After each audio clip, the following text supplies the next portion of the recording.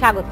দেখছেন দিনের প্রধান খবর আর খবরের পেছনের খবর নিয়ে পর্যালোচনামূলক অনুষ্ঠান বাংলাদেশ এখন।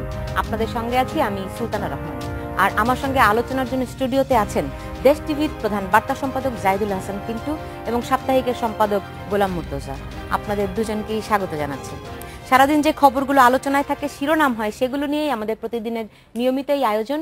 শুরুতে একটু দেখে আসতে চাই যে খবরগুলো শিরোনাম হয়েছে। যারা রাজনীতির নামে মানুষ পুড়িয়ে মারছে তারা মানুষ নয়, দানব, বলেছেন প্রধানমন্ত্রী শেখ হাসিনা।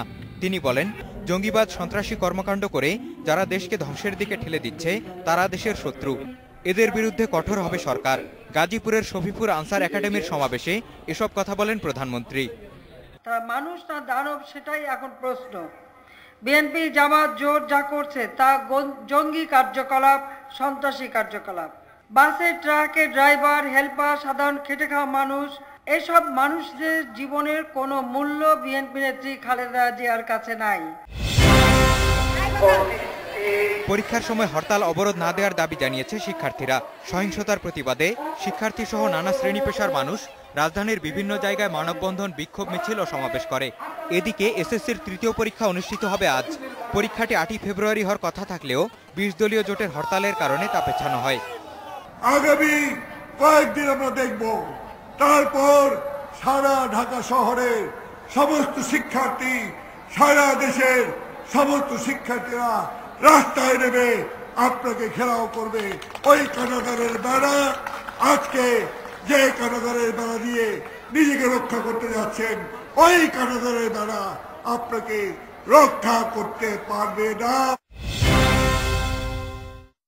নেতাকর্মীদের মুক্তি সহ বেশ কিছু দাবিতে শনিবার সারা দেশে বিক্ষোভ মিছিলের কর্মসূচি দিয়েছে 20 দল। বিএনপির যুগ্ম মহাসচিব সালাউদ্দিন আহমেদের নামে পাঠানো বিবৃতিতে এ কর্মসূচির কথা জানানো হয়। বিবৃতিতে বলা হয়, সরকার দাবি না মানলে রোববার থেকে অবরোধের সঙ্গে লাগাতার হরতাল সহ কঠোর কর্মসূচি দেয়া হবে। দেশে জরুরি অবস্থা জারির মতো পরিস্থিতি হয়নি বলে মনে করেন জাতীয় পার্টির চেয়ারম্যান হুসেইন মোহাম্মদ এরশাদ। জরুরি অবস্থা দিলেও বর্তমান সমস্যার সমাধান হবে না বলে মন্তব্য করেছেন তিনি। দুপুরে রংপুর সার্কিট হাউসে এক অনুষ্ঠানে তিনি এ মন্তব্য করেন। আমারও মনে হয় জরুরি অবস্থা দিলে এই সমস্যার সমাধান হবে না।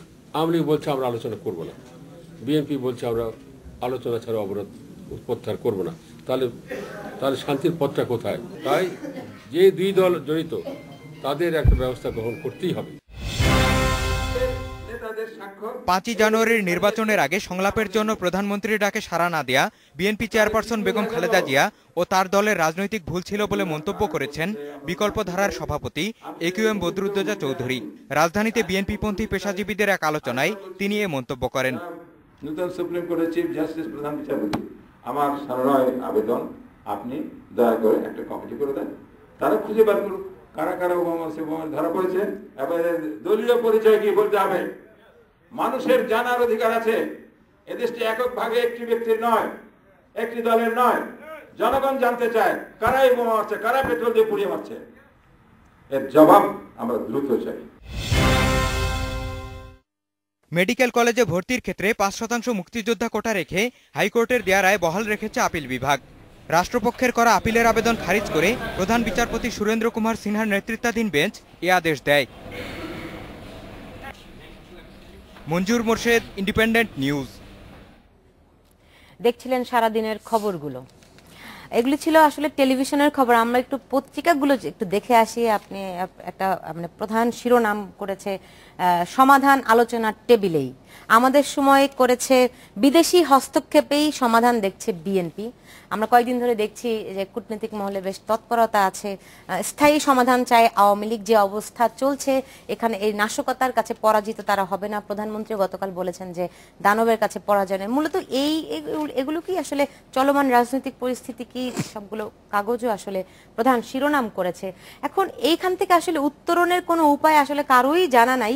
কিন্তু গতকাল জাতিসংঘের পক্ষ থেকে একটা কিছু উদ্বেগ জানানো হয়েছে যে চলমান রাজনৈতিক কর্মসূচি, অবরোধ এবং হরতালে যে প্রাণহানি হচ্ছে, এর ফলে তারা উদ্বিগ্ন। এবং তারা বলছে যে যদিও এই বিএনপির একজন নেতা, তিনি সাংবাদিক পরিচয় জাতিসংঘের প্রতিনিধিকে প্রশ্ন করেছিলেন। এর ফলে কি কূটনৈতিক আসলে কোনো কি তৎপরতা আছে? যেমন এই কাগজটি বলছিল যে বিদেশি হস্তক্ষেপে সমাধান দেখছে বিএনপি। দেখেন, কূটনৈতিক তৎপরতা ভিতরে ভিতরে তো অবশ্যই হচ্ছে, কিন্তু এখনো আমার যেটা মনে হচ্ছে, এখন পর্যন্ত আপনার কূটনৈতিকরা বাংলাদেশে নিযুক্ত বলেন, বাইরের যারা বাংলাদেশ নিয়ে চিন্তিত বা বাংলাদেশ নিয়ে উদ্বিগ্ন, বাংলাদেশ নিয়ে যারা ভাবে, তারা এখনো পরিস্থিতি পর্যবেক্ষণ করতেছে। আমার এখন পর্যন্ত মনে হচ্ছে পরিস্থিতি সম্পূর্ণই পর্যবেক্ষণ করতেছে।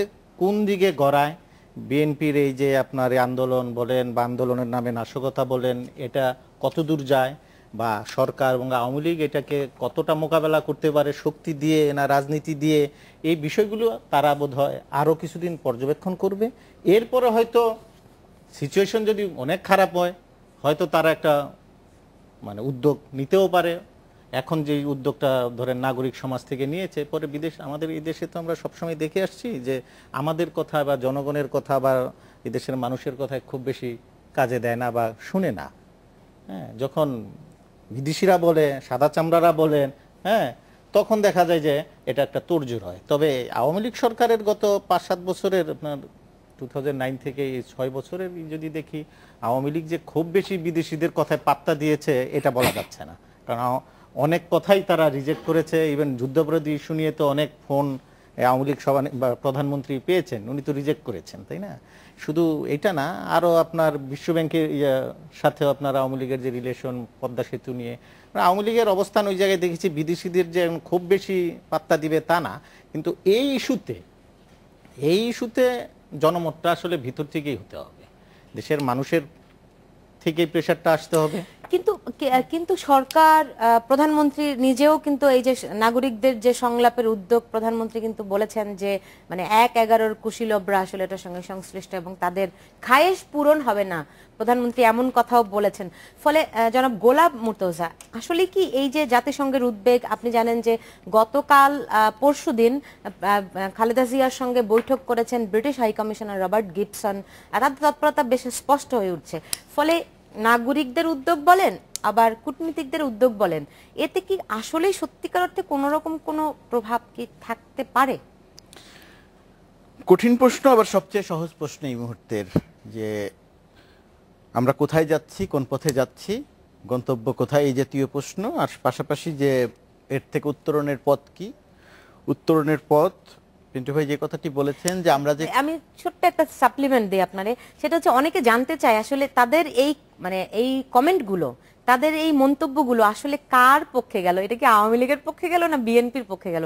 মানুষ কিন্তু এটাও জানতে চায়। এটা আসলে মানুষ যে এটা কথাটা জানতে চায়, এই কথাগুলো আসলে আওয়ামী লীগের পক্ষে বা বিএনপির পক্ষে না, এই কথাগুলো আসলে বাংলাদেশের বিপক্ষে যায়, বাংলাদেশের জনমানুষের জন্য অসম্মানজনক কথা।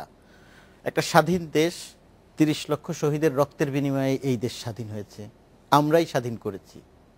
সেই দেশ একটি নির্বাচন কিভাবে করতে হবে সেই কাজটি গত 43 বছর ধরে করতে পারে না। আপনি মাঝখানের সামরিক শাসনের কথা বলবেন একটা লম্বা সময়, সেটা বাদ দেন। 91 সাল থেকে যদি ধরেন, আমরা একটা গণতান্ত্রিক সরকারগুলো দেশ চালাবে, তারা একটা নির্বাচন ঠিকমতো করতে পারছে না। কখনো মার্কিন রাষ্ট্রদূতের কথা শুনতে হয়, ইউরোপিয়ান ইউনিয়নের কথা শুনতে হয়, জাতিসংঘ কি বলল সেই কথার প্রেক্ষিতে কোনো শুভ সংবাদ আসবে কিনা সেটা নিয়ে আমাদের এখানে বসে আলোচনা করা হচ্ছে। একদল বসে আছে, একদল চিন্তায় আছে, জাতিসংঘ খুব বেশি কিছু করে ফেলছে না তো, চিন্তায় আছে, শঙ্কায় আছে, মানুক না মানুক সেটা যে বেশি চাপ হয়ে গেল কিনা। আবার আরেক দল চিন্তায় আছে, আরেক দল উৎফুল্ল হওয়ার চেষ্টা করছে যে আচ্ছা জাতিসংঘের এখান থেকে আরো জোরে চাপ আসছে না কেন, জাতিসংঘকে আবার হস্তক্ষেপ করার চেষ্টা চলছে, জাতিসংঘের থেকে আরো বড় চাপ আসছে না কেন। আচ্ছা জাতিসংঘ আমাদের যে শান্তি মিশনে আমাদের যে সেনা সদস্যরা যায় তাদের বিষয়ে কোনো কথা বলছে না কেন, তাদেরকে দিয়ে চাপ দিচ্ছে কেন, এই কথাগুলো আমি স্পর্শকাতর। কিন্তু আমি বলছি এই কারণে যে এটা খুব দুর্ভাগ্যজনক যে আমাদের রাজনীতিতে এখন এই বিষয়গুলো আলোচনা হচ্ছে। লজ্জাজনক মানে কি, আপনি যে কথা বলেছিলেন যেটা বাংলাদেশের জনমানুষের জন্য, বাংলাদেশ স্বাধীন দেশের নাগরিক হিসেবে খুব লজ্জাজনক। তবে এই কথাগুলো এখনই যে আলোচনায় আসছে তা কিন্তু না, যখনই বড় ধরনের কোনো ক্রাইসিস আসে তখনই উঠে। আমি সব সময়ের জন্যই বলছি, যখনই আমরা কোনো, আমি 43 বছরের কথা বলেছি, যখনই আমরা একটি সংকটে পড়েছি তখনই রাষ্ট্রদূতদের তৎপর। রাষ্ট্রদূত মানে কি, একজন ডেপুটি সেক্রেটারি বা একজন জয়েন্ট সেক্রেটারি, এই লেভেলের এই লেভেলের একজন সেক্রেটারি। আমাদের দেশের একজন সেক্রেটারি কি বলল আমি তাকে গুরুত্ব দেই না, পাত্তা ইসের মধ্যে আনি না। একজন সম্পাদক সম্পাদক কি বলে সেটাকে গুরুত্বের মধ্যে আনি না, একজন সবচেয়ে সম্মানিত নাগরিক কি বলেন সেটাকে গুরুত্বের মধ্যে আনি না, আমাদের সবচেয়ে বড় পত্রিকা বা পত্রিকাগুলোতে কি সংবাদ হয় সেটাকে গুরুত্বের মধ্যে আনি না, ইকোনমিস্ট একটি নিউজ করলে সেটাকে আমরা হইচই করে নেই, আমাদের পত্রিকাগুলো আবার সেটি ছাপে।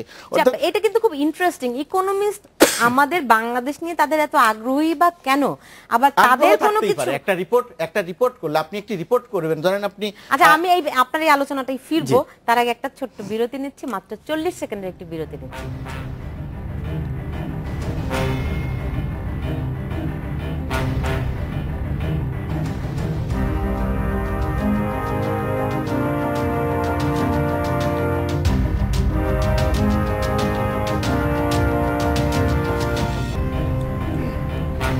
বিরতির পর ফিরে এলাম, দেখছেন বাংলাদেশ এখন। জনাব গোলাম মুর্তজা, আপনার কাছে ছিলাম, দ্য ইকোনমিস্টের এত আগ্রহ কেন বাংলাদেশ নিয়ে? না, ইকোনমিস্টের আগ্রহ কারণ হচ্ছে ইকোনমিস্ট একটি পত্রিকা, সেই পত্রিকাটি একটা দেশ নিয়ে যখন একটা নিউজ করে তখন সেই দেশের সব নাগরিক বলতে শিক্ষিত নাগরিক, সরকার থেকে শুরু করে সবাই যখন হইচই করা শুরু করে, সেই দেশের 20টা বাংলা পত্রিকাতে যখন সেই রিপোর্টটি অনুবাদ করে প্রকাশ করে, 100টি অনলাইন পত্রিকায় যখন সঙ্গে সঙ্গে রিপোর্টটি চলে যায়, তখন স্বাভাবিকভাবেই এখানে তার এক রকমের, এটা হলো সাধারণ অর্থে সাংবাদিকতার ইন্টারেস্ট। আর এর বাইরে সারা পৃথিবীতেই আপনি জানেন যে পেইড জার্নালিজম বলে একটি জার্নালিজম আছে, এবং সেই জার্নালিজম ইকোনমিস্ট করছে কিনা আমি সরাসরি বলছি না, কারণ আমার কাছে কোনো প্রমাণ নেই, কিন্তু এরকম অভিযোগ রয়েছে, আমার কাছে কোনো প্রমাণ নেই। কিন্তু সেই পেইড জার্নালিজমে আরো অনেকেই অনেক জায়গায় দেন। আল জাজিরার যখন মিশরে যখন সহিংসতা চলছিল, সেই সময় আল জাজিরার 20 থেকে 22 জন কর্মীর চাকরি গিয়েছিল এক পক্ষে কাজ করার কেন্দ্রিক জটিলতার কারণে।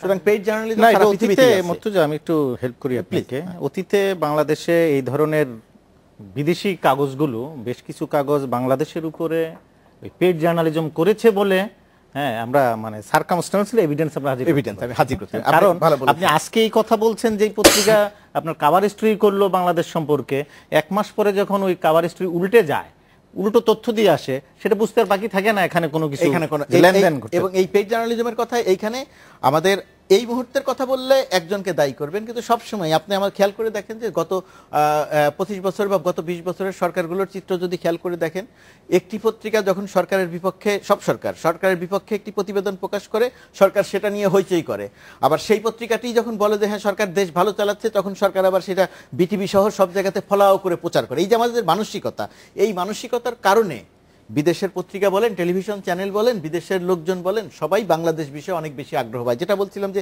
একজন ডেপুটি সেক্রেটারি এখানে অ্যাম্বাসেডর হয়ে আসেন, তার কাছে গিয়ে আমরা সংবাদকর্মীরা জানতে চাই, বলেন বাংলাদেশের নির্বাচন কোন পদ্ধতিতে হবে, তত্ত্বাবধায়ক সরকার হবে কিনা। এটা আমার মনে হয় বাংলাদেশ সারা পৃথিবীর আর কোথাও নজির নেই।